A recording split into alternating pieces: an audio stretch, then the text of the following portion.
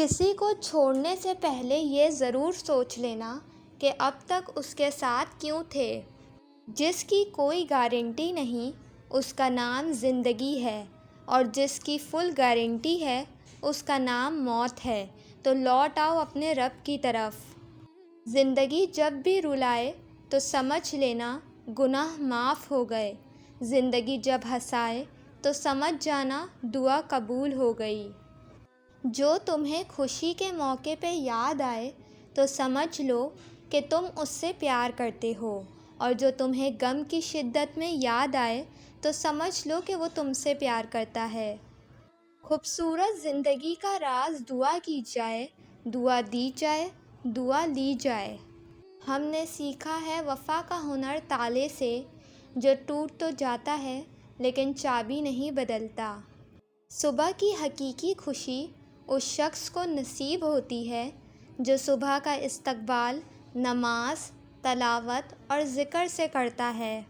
مٹی سے اینٹ اور اینٹ سے دیوار اور دیواروں سے گھر بن جاتے ہیں۔ یہ بے جان چیزیں آپس میں مل سکتی ہیں تو ہم انسان کیوں نہیں مل سکتے ہیں؟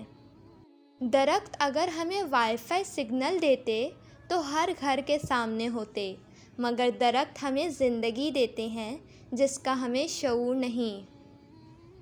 آدھی زندگی گزار دی ہم نے پڑھتے پڑھتے، اور سیکھا کیا؟ ایک دوسرے کو نیچا دکھانا۔ اچھے وقت کی ایک خامی ہے کہ جلدی گزر جاتا ہے، اور برے وقت کی اچھی بات یہ ہے کہ ہمیشہ نہیں رہتا۔ تعلیم جس کے اندر داخل ہوتی ہے وہ سادگی اختیار کرتا ہے، اور جس کے اوپر سے گزر جاتی ہے وہ ماڈرن بن جاتا ہے۔ یاد رکھیں، عزت وہی دے گا جو خود عزت کے لائق ہو۔ ہمیشہ قصور تربیت کا نہیں ہوتا، کچھ رنگ صحبتوں کے بھی چڑھتے ہیں۔ سیدھے راستے اور سیدھے لوگ اکثر لوگوں کو پسند نہیں آتے۔ وقت اور دولت دو ایسی چیزیں ہیں جو انسان کے اختیار میں نہیں۔ وقت انسان کو مجبور اور دولت مغرور بنا دیتی ہے۔ ماں باپ کے ساتھ تمہارا سلوک ایسی کہانی ہے جو لکھتے تم ہو لیکن تمہاری اولاد تمہیں پڑھ کر سناتی ہے۔ ماں باپ کی روک ٹوک بھی ایک نعمت ہے، ورنہ اولاد جگہ جگہ ذلیل و رسوا نظر آئے۔ اپنے جسم کو ضرورت سے زیادہ مت سنوارو، اسے مٹی میں مل جانا ہے۔